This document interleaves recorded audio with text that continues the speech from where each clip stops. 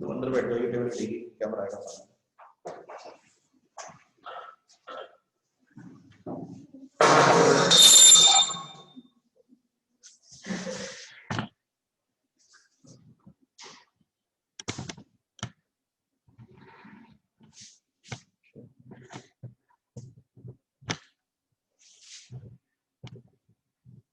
क्या कर रखा है सेटिंग इसका? ये ऊपर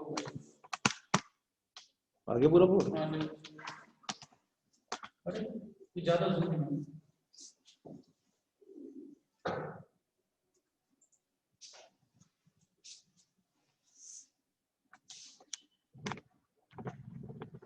उससे भी जूम ज्यादा है। जूम ज्यादा है।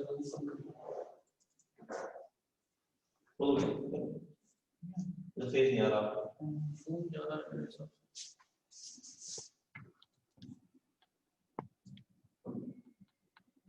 अब देखना आ गया ना? चलो चलिए ठीक है। ठीक है।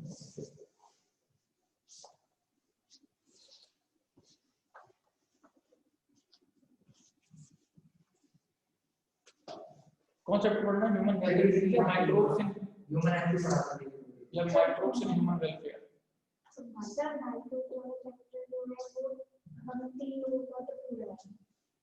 सर ह्यूमन हेल्थ पढ़ा देंगे। ह्यूमन हेल्थ पढ़ा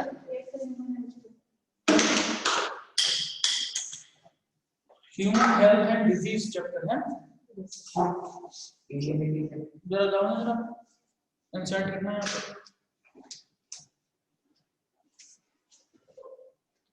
सर थोड़ी सी डिटेलिंग में लिख रहे हैं आपको record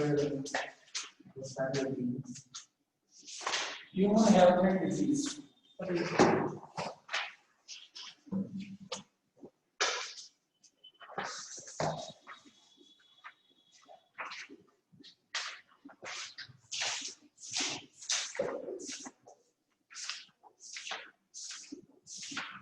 human health and disease.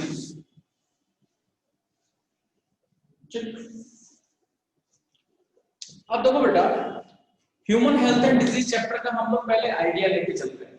ठीक, टाइम कितना नहीं है तो कोशिश मैं ये करूंगा कि तुम लोग एनसीईआरटी से इस चैप्टर को समझो। ठीक है ना, एनसीईआरटी से इस चैप्टर को समझो। और वैसे भी इस चैप्टर में बाहर का हमको बहुत ज्यादा नहीं पढ़ना होता। ठीक है ना, खास तौर से आपके 12th में हमको बाहर का इसमें ज्यादा नहीं पढ़ना है। तो आप इसमें सबसे मेन चीज ये है कि आप लोग अपनी एनसीईआरटी रखो और मैं जो कहता जा रहा हूँ वो तुम चुपचाप करते जाओ और सुनते जाओ। ठीक, कोई बीच में डाउट हो तो पूछ लेना। अब देखो बेटा, जब भी कभी जब डिजीज वगैरह खोजी नहीं गई थी, कोई भी हमारे पास में कुछ ऐसा नहीं था कि हम बॉडी का टेम्परेचर कैसे नाप पाए या कुछ भी ऐसा कर पाए, तब बेटा क्या था कि ये माना जाता था कि जो हॉट पर्सनैलिटी को बिलोंग करते हैं, हॉट पर्सनैलिटी को बिलोंग करना मतलब जॉन इब्राहिम नहीं, हॉट पर्सनैलिटी को बिलोंग करने का मतलब ये है कि भाई किसी का अगर टेम्परेचर बॉडी का क्या है ज्यादा, ठीक है ना, तो किसी की बॉडी का अगर टेम्परेचर ज्यादा है तो वो लोग बुखार नहीं समझते थे। तब ऐसा माना जाता था कि जिसकी बॉडी का टेम्परेचर ज्यादा है, जिसकी बॉडी का टेम्परेचर ज्यादा है तो उसके अंदर क्या है, ब्लैक बाइल। क्या है उसका बाइल कैसा है, ब्लैक कलर का। बाइल कलर कैसा है, ब्लैक कलर का। ठीक है ना, और इसको हम बोलते थे गुड ह्यूमर हाइपोथेसिस। क्या बोलते थे, गुड ह्यूमर हाइपोथेसिस, यानी कि a person belongs to the hot personality have black bile, और इसको हम क्या बोलते थे, गुड ह्यूमर हाइपोथेसिस बोलते थे। इतनी बात समझ में आई।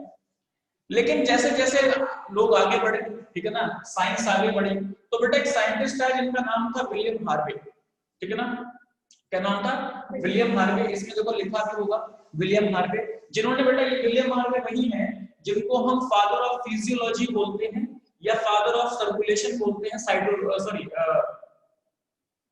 सर्कुलेटरी सिस्टम इन्होंने जो है बताया था पूरा। ठीक है ना, विलियम हार्वे। ठीक, तो इन्होंने क्या काम किया, इन्होंने थर्मामीटर को बनाया और सर्कुलेशन को समझाया, और उन्होंने बताया कि ऐसा नहीं है कि जितने भी जो है हॉट पर्सनैलिटी से बिलोंग करते हैं उनका बाइल कैसा है, ब्लैक।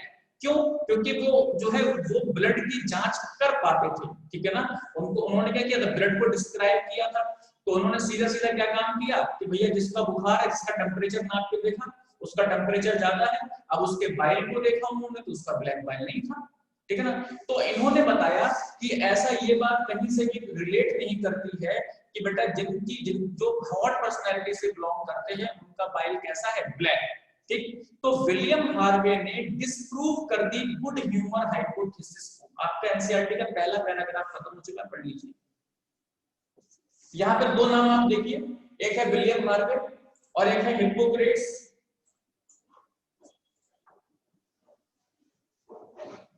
ठीक है ना।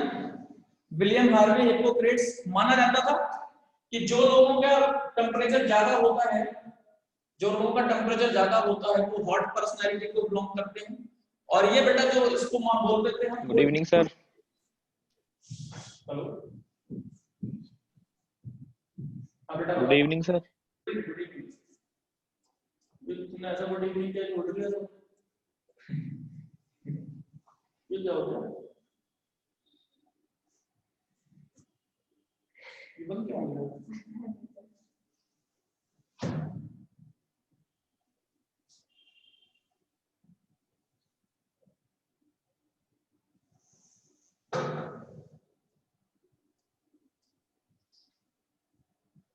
ठीक है, हाँ तो पढ़ लीजिए बेटा पहला एनसीईआरटी का पैराग्राफ। विलियम हार्वे ने गुड ह्यूमर हाइपोथेसिस को डिस्प्रूव कर दिया।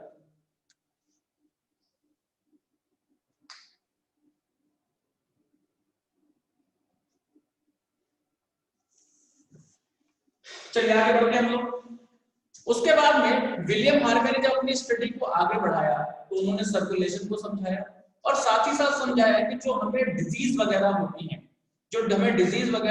हैं, ये हमारी जो है इम्यून सिस्टम कमजोर होने की वजह से होती है, या हमारे लाइफस्टाइल में कोई प्रॉब्लम होती है, या हमें कोई भी क्या होती है जेनेटिक एब्नॉर्मेलिटी होती है, वो जो है डिजीज कॉज करती है। ऐसा बिल्कुल नहीं है कि बाइल का कोई कलर जो है हमें डिजीज कॉज करता है। ठीक है ना। उसके बाद में इन्होंने समझाया कि गुड हेल्थ जो है वो अफेक्ट कर सकती है 3 फैक्टर्स से।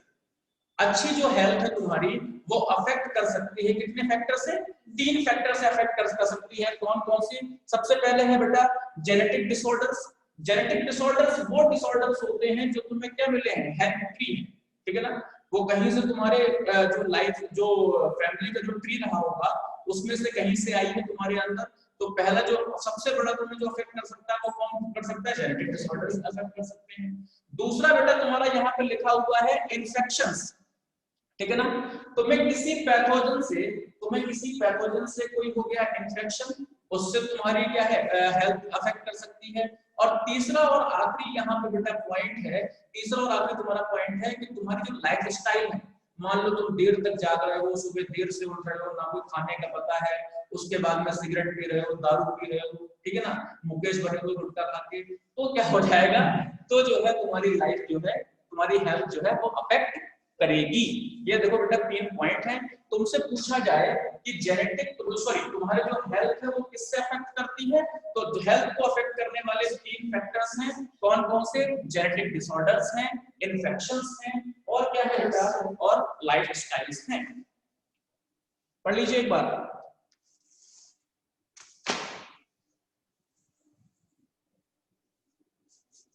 तुम्हें इसके जो नोट्स चाहिए होंगे ना, तुम्हें इसके नोट्स चाहिए होंगे, तुम्हें इसके नोट्स मैं लिखवाऊंगा अगले वाले टर्म में। ठीक है। अब इसके पीछे कारण क्या है कि मैंने तुम्हें इसके नोट्स क्यों नहीं लिखवाए, क्योंकि अगर मैं तुम्हें इसके नोट्स लिखवाऊंगा तो ये अभी 1-2 पन्ना भी खत्म नहीं हो पाएगा। ठीक है ना, क्योंकि ऑलरेडी 4:30 बज चुका, 5 बजे क्लास है। ये मुझे पता नहीं था, वरना मैं तुम लोगों को दिन पहले छोड़ देता, है ना। तो इसीलिए इसके नोट्स वगैरह हम लोग प्रॉपर जब क्लास करेंगे तो आपको सब कुछ प्रोवाइड करवाए जाएंगे, आप इस बात से अश्योर रहिए। ठीक है ना। अब उसके बाद में लिखा हुआ है कि आपके एनसीईआरटी में कि जो हम हेल्थ टर्म है, हेल्थ टर्म हम ऐसे ही फ्रीक्वेंटली यूज कर लेते हैं, बात तो बहुत हेल्दी है। ये हेल्थ टर्म ऐसी तरीके से फ्रीक्वेंटली यूज नहीं करनी चाहिए। हेल्थ का मतलब ये नहीं है कि आप सिर्फ फिजिकली फिट हो, ठीक है ना, आप फिजिकली फिट हैं या फ्री फ्रॉम डिजीज हैं तो आप हेल्दी हैं, नहीं। हेल्थ का मतलब होता है, कौन कौन क्या मतलब होता है बेटा, physical, mental and social wellbeing, complete physical, mental and social wellbeing. पता लगा बहुत हट्टे कट्टे लेकिन दिमाग से पागल, ठीक है ना। तो आपकी हेल्थ दूसरों की हेल्थ बिगाड़ देगी, ठीक, तो बेटा कंप्लीट फिजिकल, मेंटल और सोशल वेलबींग को हम क्या बोलते हैं? हेल्थ बोलते हैं। अब जितना ज्यादा हेल्दी पर्सन होगा, जितना ज्यादा हेल्दी पर्सन होगा, वो अपने वर्क पे उतना ही ज्यादा एफिशिएंट होगा, और जितना ज्यादा वो अपने वर्क पे एफिशिएंट होगा, उतना ही ज्यादा वो क्या करेगा? वो वेल्थ प्रोड्यूस करेगा या वेल्थ क्रिएट करेगा। इसके लिए अरे जितना ज्यादा काम करोगे उतना ज्यादा पैसा मिलेगा, और काम कब तुम कर पाओगे? जब तुम हेल्दी होगे। देखो 5 घंटे से क्लास ले रहे हैं, ठीक है ना? तो काम कब कर पाओगे? जब तुम हेल्दी होगे, ठीक है ना? तो हेल्दी जो पर्सन है वो अपने जहां पे वो वर्क करता है, जो वर्क प्लेस है, उसमें ज्यादा एफिशिएंट होता है, और जब वो उसमें ज्यादा एफिशिएंट होगा तो क्या होगा? उसको रेवेन्यू ज्यादा जनरेट होगा, ठीक है ना? साथ ही साथ जो हेल्दी पर्सन्स होते हैं उनकी जो लाइफ भी होती है वो कैसी होती है? लॉन्ग होती है। पहला पैराग्राफ खत्म हो गया एनसीईआरटी का, देखिए आप। लिखा हुआ the term health is very frequently used by the everybody, और इसको क्या ऐसा यूज किया सकता है? नहीं। How does not simply mean health does not simply mean absence of disease और physical fitness, it could be defined as a state of complete physical, mental and social well-being. When a people are healthy, they are most efficient work, they increase productivity and brings the economic prosperity. Health also increase the longevity of the pupil and reduce the infant and the maternal mortality. समझ रहे हैं ना आप लोग? Yes, sir. ठीक है ना? तो जो हेल्थ है ये टर्म ऐसे ही किसी के लिए यूज नहीं किया जा सकता, ठीक? अब उसके बाद में जो आपसे पूछा जा सकता है 12th में, आपके 12th का क्वेश्चन क्या क्या है वो समझिए। 12th का आपका क्वेश्चन है कि ये गुड ह्यूमर हाइपोथेसिस क्या थी? इस गुड ह्यूमर हाइपोथेसिस को डिस्प्रूव किसने किया? समझ रहे हो? ये तो क्वेश्चन है आपका। उसके बाद में आपसे कह सकते हैं कि ये हेल्थ क्या है, हेल्थ को डिस्क्राइब करो, तो आप हेल्थ को डिस्क्राइब करेंगे। फिर आप ये आपसे पूछा जाएगा कि ऐसे कौन से फैक्टर हैं जो तुम्हारी हेल्थ को अफेक्ट कर सकते हैं, तो ऐसे 3 फैक्टर हैं जो तुम्हारी हेल्थ को अफेक्ट कर सकते हैं, आप वो डिस्क्राइब करेंगे। मैंने बहुत सारे स्टूडेंट ऐसे प्रोड्यूस किए हैं जिनके बायोलॉजी में 100 आउट ऑफ 100 आए, ठीक है ना? ठीक है ना? टॉपर्स जिनके बायोलॉजी में 100 आउट ऑफ 100 है। अब 100 आउट ऑफ 100 सीबीएसई में लाने का तरीका क्या है वो समझो। सीबीएसई में 100 आउट ऑफ 100 लाने का तरीका यही है कि सबसे पहले आपकी राइटिंग अच्छी, यस, ठीक है?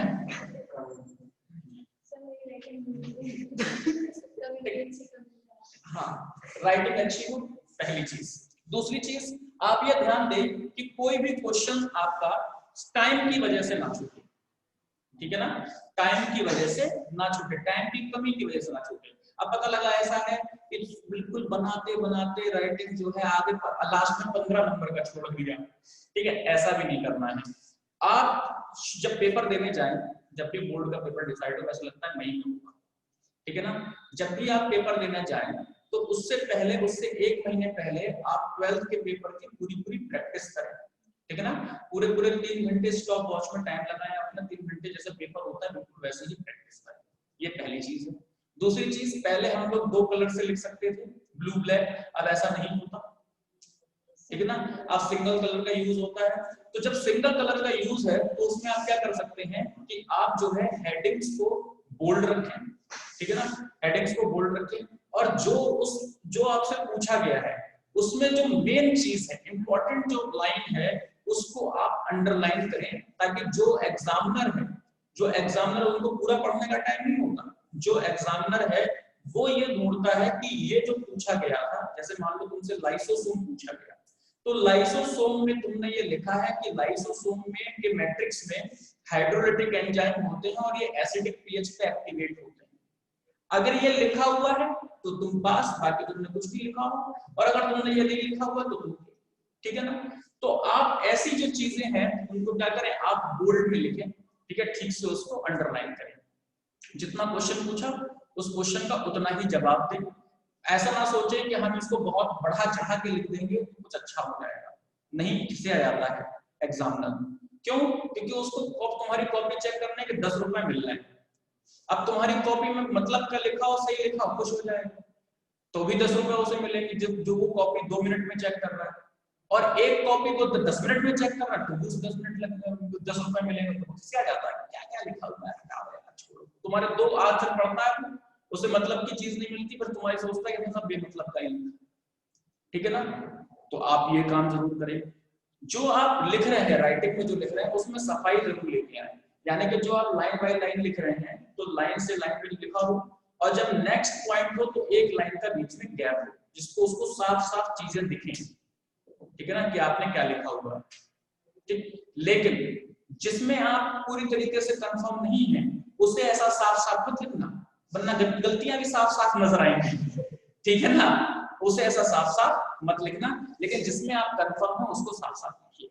दूसरी चीज, अगर आपको जो पूछा गया है उसमें आपको डायग्राम आता है, भले डायग्राम ना पूछा गया हो लेकिन तब भी डायग्राम बनाओ, ठीक है ना। ये हो कुछ चीजें जिसमें आप अच्छे मार्क्स को अटेन कर सकते हैं। तो आगे चलिए, अब लिखा हुआ है कि गुड हेल्थ, गुड हेल्थ हम कैसे पा सकते हैं। तो देखो, गुड हेल्थ पाने की क्या क्या वो है, बैलेंस डाइट रखिए, personal hygiene, regular exercise, yoga करिए, अवेयरनेस अबाउट क्या हो, आपको डिजीज से अवेयरनेस हो, वैक्सीनेशन आपका प्रॉपर होना चाहिए। उसके बाद में क्या है, आप जो वेस्ट डिस्पोज कर रहे हैं उससे प्रॉपर डिस्पोजल करना चाहिए। जो कंट्रोल ऑफ वेक्टर्स, ऐसे जो होते हैं, जैसे मच्छर होते हैं, मक्खी होते हैं, इनको वो क्या बोलते हैं, वेक्टर्स बोलते हैं, डिजीज के वेक्टर्स बोलते हैं। ये डिजीज स्प्रेड करने का काम करते हैं, ठीक है ना। तो जब आप डिस्पोज कर रहे हैं, जो भी आप अपना कबाड़ा धक्का वगैरह के रख रहे हो, ये सब कुछ कर रहे हो, तो इनका जो डिस्पोजल है वो प्रॉपर करो, ठीक है ना। ऐसा नहीं है कि पता लगा आपने कूलर जो है अपनी छत पे ऐसे डाल रखा है, अगर कूलर छत पे डाल रखा है तो कभी मान लो बरसात हुई, उसमें पानी भर जाएगा, उसमें क्या होंगे, मच्छर हो जाएंगे, ठीक है। वो मच्छर इधर उधर घूमेंगे और तुम्हें काटेंगे, फिर तुम्हें मलेरिया हो जाएगा, परेशान होगे। तो यहाँ पे प्रॉपर तुम्हारा डिस्पोजल होना चाहिए वेस्ट का, ठीक है, प्रॉपर डिस्पोजल होना चाहिए। आप योगा वगैरह करिए, ठीक है, आप योगा वगैरह करिए, ठीक, योगा वगैरह करो, ठीक है, बैलेंस डाइट रखो, और कोई भी जो ऐसी चीजें होती है जो आपकी हेल्थ को बिगाड़े, ठीक है ना, या जो आपकी ऐसी लाइफ स्टाइल है जो आपकी हेल्थ को बिगाड़े, उसको ना करो, ठीक है ना। ठीक, उसके बाद देखिए इसमें लिखा हुआ है कि जो डिजीज होती है, जो डिजीज होती है वो दो तरह की होती है, ठीक। एक कौन सी डिजीज है, इन्फेक्शियस डिजीज है, और एक क्या है, non infectious disease. Infectious disease वो डिजीज होती है जो एक पर्सन से दूसरे पर्सन में क्या हो सकती है, लग सकती है, ठीक है ना। जो ट्रांसपोर्ट हो सकती है, जो एक पर्सन से दूसरे पर्सन में जा सकती है, उनको हम क्या बोलते हैं, इन्फेक्शियस या कम्युनिकेबल डिजीज। और ऐसी डिजीज जो कि एक पर्सन से दूसरे पर्सन में नहीं जा सकती, उनको हम बोलते हैं नॉन कम्युनिकेबल या फिर नॉन इन्फेक्शियस डिजीज। अब यहाँ पे पूछा जाता है कि ऐसा कौन सा इन्फेक्शियस डिजीज है, ऐसी कौन सी इन्फेक्शियस डिजीज है जिसने सबसे ज्यादा लोगों को मारा। आज की डेट में कोरोना है, लेकिन जब ये एनसीईआरटी लिखी हुई थी तब बेटा क्या नाम था, एड्स, ठीक है ना, क्या था, एड्स, है ना। और सुनो, ऐसी कौन सी नॉन इन्फेक्शियस डिजीज है, ठीक है, जिससे सबसे ज्यादा लोग मरते हैं, तो बेटा क्या है, कैंसर, ठीक है ना। कैंसर एक से दूसरे पे नहीं फैल सकता है, ऐसे छूने से कैंसर नहीं फैल जाएगा। एड्स ऐसे करके जो है, एड्स भी फैल सकता है लेकिन इसे छूने वूने से नहीं फैलता, ठीक है ना। तो उससे भी क्या है, बहुत सारे लोग मरते हैं, पढ़ लीजिए इसको।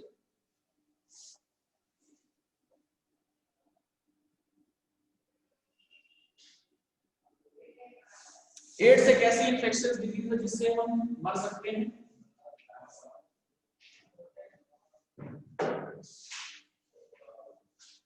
और उसमें देखो लिखा हुआ है कैंसर।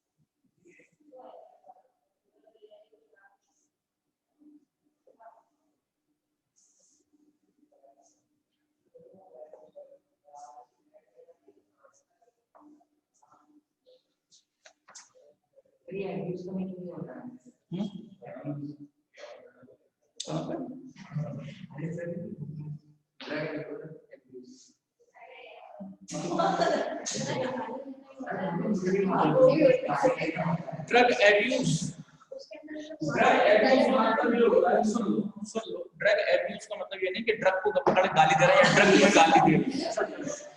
ड्रग एब्यूज का मतलब ये होता है कि देखो जो बहुत सारी ड्रग्स होती हैं, जैसे जो बड़ी बड़ी ड्रग होती है, मॉर्फिन हो गई, कोडीन हो गई, ठीक है ना, ये सब ये जो ड्रग्स होती हैं ये बेसिकली किसी और चीज में यूज की जाती है। ये यूज की जाती है कोई मेडिकल प्रॉब्लम है आपको तब, जैसे मॉर्फिन का यूज होता है जैसे किसी का कोई कैंसर पेशेंट है और कैंसर पेशेंट का ऑपरेशन हुआ तो उसे बहुत दर्द होता है, ठीक है ना, तो उसको मॉर्फिन दी जाती है एज अ एनाल्जेसिक। एनाल्जेसिक वो ड्रग होती हैं जो क्या होती है, जो दर्द से तुम्हें दूर करे, दर्द निवारक जिनको बोलते हैं। एंटीपायरेटिक वो होती है जो बुखार में दी जाती है, ठीक है ना, तो वो क्या होते हैं, एनाल्जेसिक्स होती है। अब क्या है कि मॉर्फिन किसकी तरह यूज किया जा रहा है, एनाल्जेसिक की तरह यूज किया जा रहा है। तो जब तक आप एक प्रिस्क्राइब्ड अमाउंट में ले रहे हो तब तक तो वो ड्रग है, और जब तुम्हें उसकी लत पड़ जाए तब उसको बोलते हैं ड्रग एब्यूज। क्या बोलते हैं, ड्रग एब्यूज, क्योंकि तुम फिर गाली खाने से कम करते हो, ठीक है।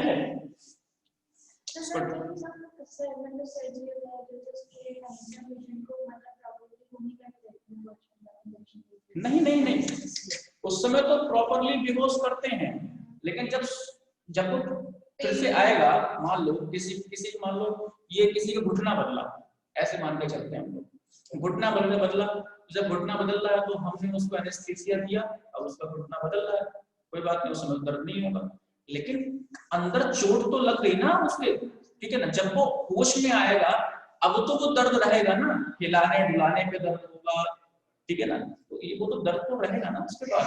सर स्ट्रेप्टोकाइनेस को यूज होता हैं, स्ट्रेप्टोकाइनेस क्लॉट बस्टर यू है, क्लॉट बस्टर। स्ट्रेप्टोकाइनेस जो है वो स्ट्रेप्टोकोकस बैक्टीरिया से मिलता है, और ये क्या काम करता है, ये जो आर्टरीज वगैरह में खून का थक्का जम जाता है उसको क्या करने के लिए, बस्ट करने के लिए काम में आता है, उस खून के थक्के को हटाने के लिए काम में आता है, ठीक है ना। ये तो माइक्रोब्स ह्यूमन वेलफेयर का क्वेश्चन है, वो सब पढ़ रहा है,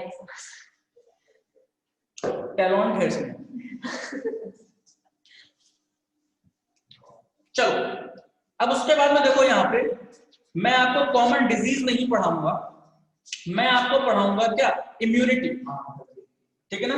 कॉमन डिजीज नहीं पढ़ाएंगे, आपको पढ़ाएंगे इम्यूनिटी, ठीक, क्योंकि इम्यूनिटी एक ऐसा टॉपिक है जो कुछ देर में हो भी जाएगा और आपको थोड़ा बहुत समझ में भी आएगा कि कॉमन डिजीज में मैं आपको डिजीज अपनी तरफ से लिख पाऊंगा, ठीक है ना। चलो अब इम्यूनिटी की बात कर लेते हैं हम। इम्यूनिटी क्या होता है, इम्यूनिटी का मतलब ये होता है कि जो डिजीज वगैरह होती है, डिजीज वगैरह जो होती है, इनसे बचने के लिए जो हमारे बॉडी की पावर है, ठीक है ना, जो हमारी बॉडी की पावर है उसको हम क्या बोलते हैं, इम्यूनिटी बोलते हैं। क्या बोलते हैं, इम्यूनिटी। अब ये इम्यूनिटी दो तरह की होती है, एक होती है इन्नेट इम्यूनिटी और एक होती है एक्वायर्ड इम्यूनिटी। एक क्या है, इन्नेट इम्यूनिटी, और एक क्या है, एक्वायर्ड। अब इन्नेट इम्यूनिटी का मतलब समझो, एक क्या है, इन्नेट। इन्नेट इम्यूनिटी जो है बेटा वो कहां से होती है, वो होती है बाय बर्थ, ठीक है ना। ये कब से प्रोड्यूस हुई, बाय बर्थ, ठीक है ना। जब तुम पैदा हुए तुम्हारे पास इन्नेट इम्यूनिटी थी, तुम इन्नेट इम्यूनिटी लेके पैदा हुए, ठीक। ये बेटा it is not pathogen specific, ये पैथोजन स्पेसिफिक नहीं होती, ठीक है ना, ये पैथोजन स्पेसिफिक नहीं होती। पैथोजन स्पेसिफिक माने जिस पैथोजन ने तुम्हारे ऊपर कोई अटैक किया है उसको मारने के लिए इम्यूनिटी हो, वो कैसी होगी, पैथोजन स्पेसिफिक। और ये बेटा क्या है, ये इन्नेट इम्यूनिटी नॉर्मल तुम्हें दी गई है लगभग सारे पैथोजेंस के लिए, तो ये पैथोजन स्पेसिफिक नहीं है, ये बाय बर्थ है। अब तुम्हें किस फॉर्म में मिलती है ये इन्नेट इम्यूनिटी, बेटा चार फॉर्म में तुमको मिलती है। पहला है फिजिकल बैरियर, दूसरा है फिजियोलॉजिकल बैरियर, तीसरा है सेल्यूलर बैरियर और चौथा है साइटोकाइनिन बैरियर। अब देखो बेटा क्या क्या मतलब है इनका। सबसे पहले हम लोग पढ़ते हैं फिजिकल बैरियर, ठीक है ना, फिजिकल बैरियर। अब जो ये फिजिकल बैरियर्स हैं वो क्या है, फिजिकल बैरियर का मतलब ये हुआ कि तुमने फिजिकली तुम्हारे अंदर कोई पैथोजन आने वाला था, तुमने उसको रोक दिया। फिजिकली तुम्हारे अंदर कोई पैथोजन आने वाला था, तुमने उसको रोका, तो इसको हम क्या बोलते हैं, फिजिकल बैरियर बोलते हैं। क्या बोलते हैं उसको, फिजिकल बैरियर बोलते हैं। जैसे तुम्हारी स्किन, ठीक है ना, तुम्हारी स्किन, अब हम सोचो बायोलॉजी कोई रटने का सब्जेक्ट नहीं है।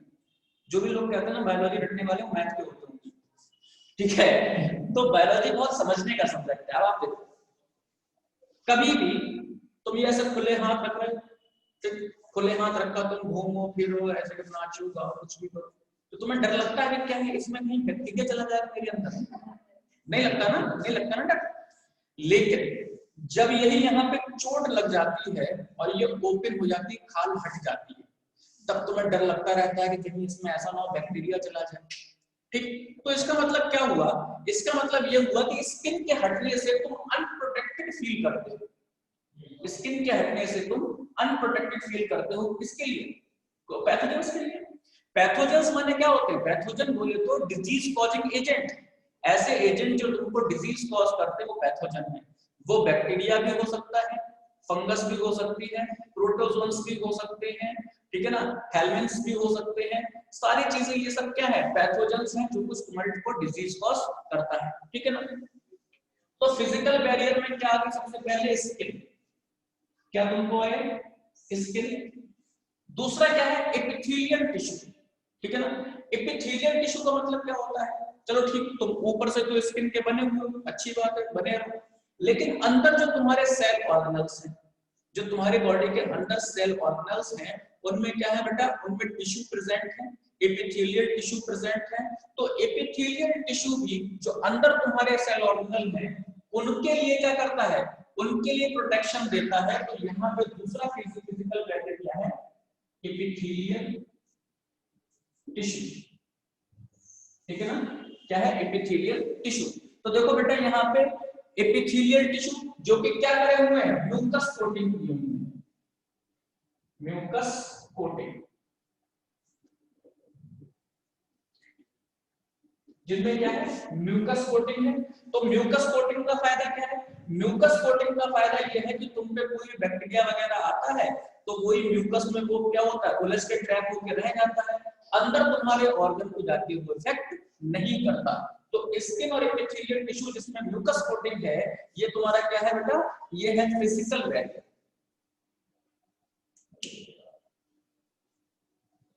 Good evening sir.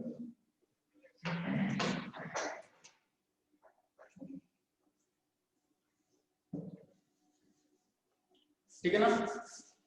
क्या है? स्किन और एपिथेलियल टिश्यू। उसके बाद हम बात करते हैं किसकी? फिर हम बात करते हैं फिजियोलॉजिकल बैरियर। Physiological barrier. अब ये फिजियोलॉजिकल बैरियर का मतलब क्या होता है? फिजियोलॉजिकल का बैरियर का मतलब ये होता है कि तुम्हारी फिजियोलॉजी से जो डेवलप हुए हैं, कोई भी चीज जो तुम्हारी फिजियोलॉजी से डेवलप हुई है उसने पैथोजन की ग्रोथ वगैरह को रोका। ठीक, अब तुम्हारी बॉडी में फिजियोलॉजी हुई, तो तुम्हारी बॉडी में फिजियोलॉजी हुई तो तुम्हारा सलाइवा प्रोड्यूस हुआ, ठीक है ना। और सलाइवा में क्या होते हैं? एंजाइम्स होते हैं। ठीक, तुम्हारी बॉडी ने फिजियोलॉजी की तो वहां पे तुम्हारे पेट में HCl प्रोड्यूस हुआ, HCl। और HCl की क्या थी? बहुत हाई pH थी, 1.8, हाईली एसिडिक, जिसमें हड्डी भी गल जाए। तो ये जो सब है, जैसे तुम्हारे टीयर्स हो गए आंखों में, ठीक है ना, सलाइवा या फिर HCl हुआ तुम्हारे पेट में, तो इन सब में क्या है? इन सब ने बेटा क्या किया है? ये है सब फिजियोलॉजिकल बैरियर्स। ये सब क्या है? Physiological barriers. ये फिजियोलॉजिकल बैरियर्स ने जो भी पैथोजन तुम्हारे अंदर आया, चाहे वो कोई भी हो, ठीक है, ये उसको सबसे पहले कोशिश करेंगे कि उसे मार दे, चाहे वो तुम्हारे अंदर कोरोना भी क्यों ना हो, ठीक है ना। उसको सबसे पहले कोशिश क्या करते हैं? ये मार दे। तो ये पैथोजन स्पेसिफिक नहीं है, ये लगभग सारे पैथोजेंस के लिए तुम्हें क्या कर रहे हैं? प्रूव कर रहे हैं सारे पैथोजेंस से। तीसरा है बेटा सेल्यूलर बैरियर, ठीक है ना। क्या है यहाँ पे? Cellular barrier.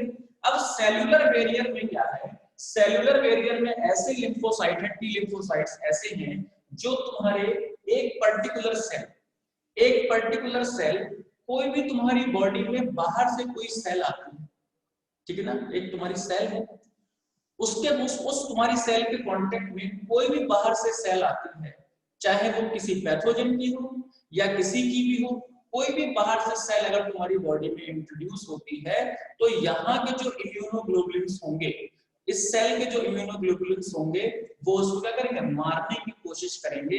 ये ऑटोमेटिक रिस्पांस है, ये क्या है, सेल्यूलर बैरियर। ये क्या है, सेल्यूलर बैरियर। आगे की बात करते हैं हम लोग साइटोकाइनिन बैरियर।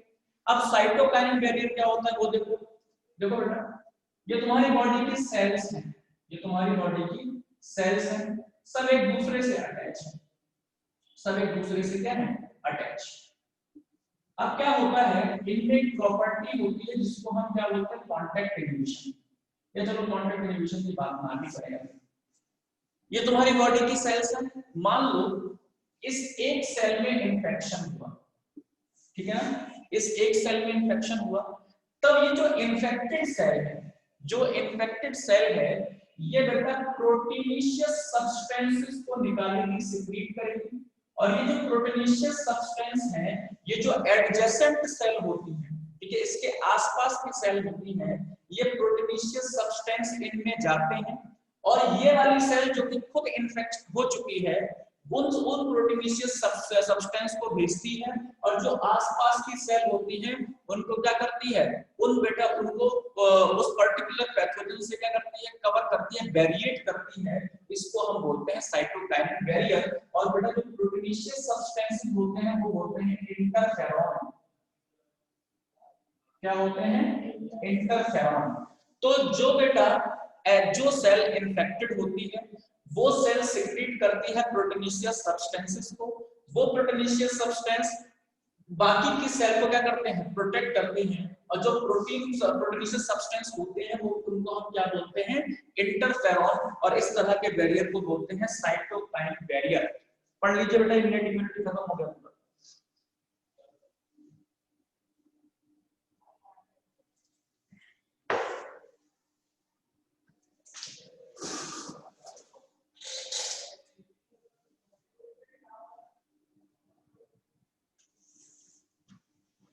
एनसीईआरटी को बेटा बहुत मन से पढ़ो। जब तक एनसीईआरटी को मन से आप पढ़ोगे तब तक मजा आएगा नहीं आपको। आप 12th में हो ना, आपके में जो नोट्स हैं, नोट्स का बहुत ज्यादा महत्व नहीं है, मैं तो बता रहा हूँ। तुम्हारा जो सबसे बड़ा, सबसे पहली चीज तुम्हें जो समझ में आनी चाहिए वो एनसीईआरटी है।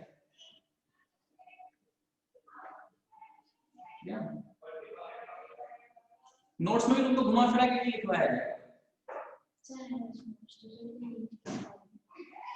तभी मैं कह रहा हूँ ये एनसीईआरटी सारा इम्पोर्टेंट। तो उसमें बहुत एक्स्ट्रा है। हाँ, तो disease cause by bacteria, protozoa, सबको अलग-अलग। मैं भी ऐसा ही लिखवाऊंगा। 14 एंड 5। अरे इतना नहीं लिखवाऊंगा, लेकिन मैं तुम्हें जो लिखवाऊंगा वो तुम्हारा, अरे ऐसा नहीं, वो मैं तुम्हें, हाँ अच्छी बात है, मैं तुम्हें जो लिखवाऊंगा वो बहुत अच्छा होगा, तुम देखना। सर मैंने ना बीच में डिसीज पढ़ी थी, फिर एनसीईआरटी पढ़ी थी, फिर उसका 1.5 पेज मारा मेरा लग रहा है डिसीज जो है ना, डिसीज चल रही है। बड़ा अजीब लगा तुम्हें। और नाम क्या बेटा? सुहानी। और तुम्हारा तो मौसिम।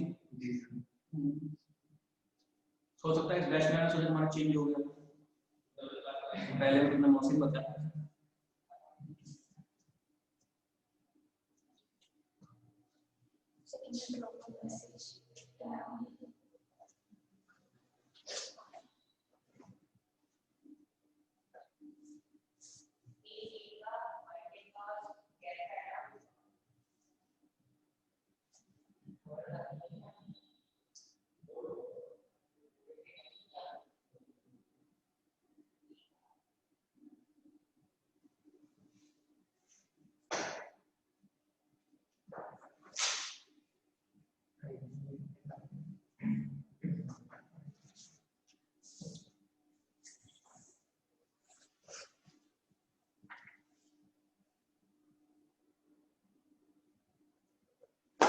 चलिए आगे बढ़ेगा।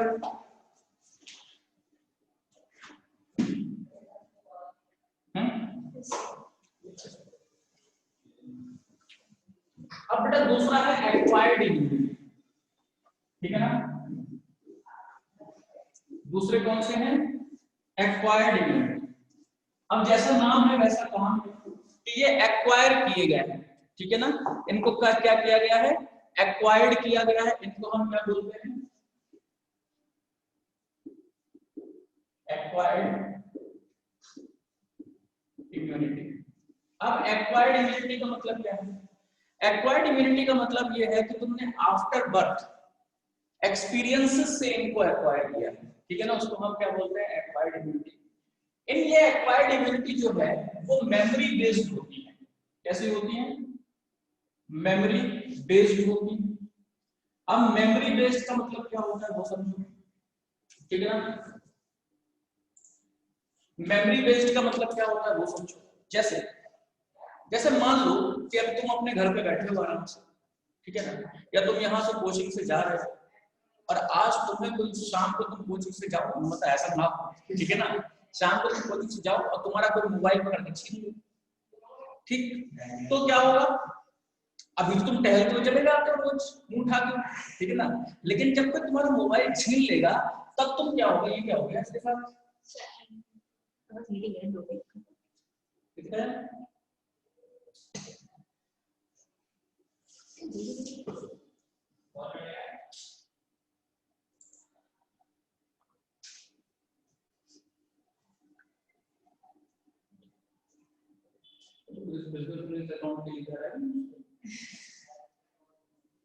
आईडी पासवर्ड डाल दीजिए।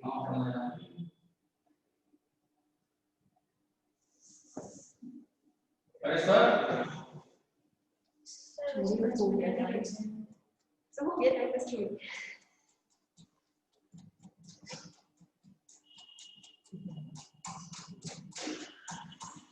चलो खैर सब पढ़ा हुआ है। तुम्हें पढ़ा देते हैं, ठीक है। ये मेमोरी बेस्ड होती है और इसमें दो तरह के रिस्पॉन्स होते हैं।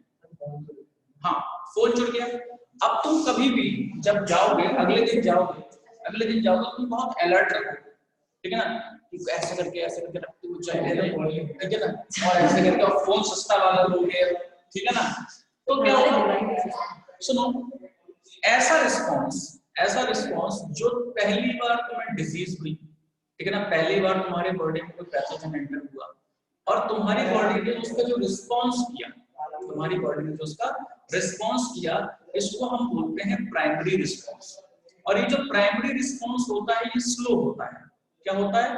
स्लो होता है। पहले तुम्हें कोई पैथोजन अटैक करेगा, फिर तुम बीमार होगे, फिर तुम्हारी बीमारी ठीक होगी, ठीक है ना, तो ये कैसा होता है? स्लो रिस्पॉन्स होता है, ठीक। अब क्या होगा कि इस जो ये अटैक हुआ है उसकी मेमोरी तुम्हारे अंदर बन जाएगी, मेमोरी तुम्हारे अंदर डेवलप हो जाएगी। अब जब तुम्हारे अंदर इसकी मेमोरी डेवलप हो जाएगी तब कभी वैसा पैथोजन तुम्हारे पास में आएगा, तब तुम उस पर क्या करोगे? बहुत तेजी से अटैक करोगे और अपने आप को रिकवर कर लोगे, आपको फोन चुरने नहीं दोगे, ठीक है ना। उसको हम बोलते हैं सेकेंडरी रिस्पॉन्स। क्या बोलते हैं? Secondary response. और जो ये प्राइमरी और सेकेंडरी रिस्पॉन्स होते हैं ये कैसे होते हैं? ये प्राइमरी तो फास्ट होता है, सेकेंडरी वाला क्या होता है? सॉरी, प्राइमरी होता है स्लो, सेकेंडरी वाला होता है फास्ट। और इसमें जो पार्टिसिपेट करते हैं इसमें दो जो है बेटा इम्यूनोग्लोबुलिन पार्टिसिपेट करते हैं, एक होता है बी लिम्फोसाइट्स और एक होते हैं टी लिम्फोसाइट्स। बी लिम्फोसाइट्स कहाँ होते हैं? तुम्हारे ब्लड में होते हैं। कहाँ पे? ब्लड में होते हैं। और टी लिम्फोसाइट्स तुम्हारी सेल्स में होते हैं, ठीक है ना। टी लिम्फोसाइट क्या है? सेल मीडिएट इम्यूनिटी बोलते हैं उसको, और बी लिम्फोसाइट को हम बोलते हैं ह्यूमोरल इम्यूनिटी। क्या बोलते हैं? ह्यूमोरल इम्यूनिटी मींस होता है ब्लड। अब जो तुम्हारा बी लिम्फोसाइट है उसमें कौन कौन से इम्यूनोग्लोबुलिन होते हैं? उसमें इम्यूनोग्लोबुलिन ए होता है, इम्यूनोग्लोबुलिन डी होता है, इम्यूनोग्लोबुलिन ई होता है, इम्यूनोग्लोबुलिन जी होता है और इम्यूनोग्लोबुलिन एम होता है, ठीक है ना। इतना तुम्हारे बॉडी में इम्यूनोग्लोबुलिन होते हैं ब्लड में, ठीक है ना। और इन सभी इम्यूनोग्लोबुलिन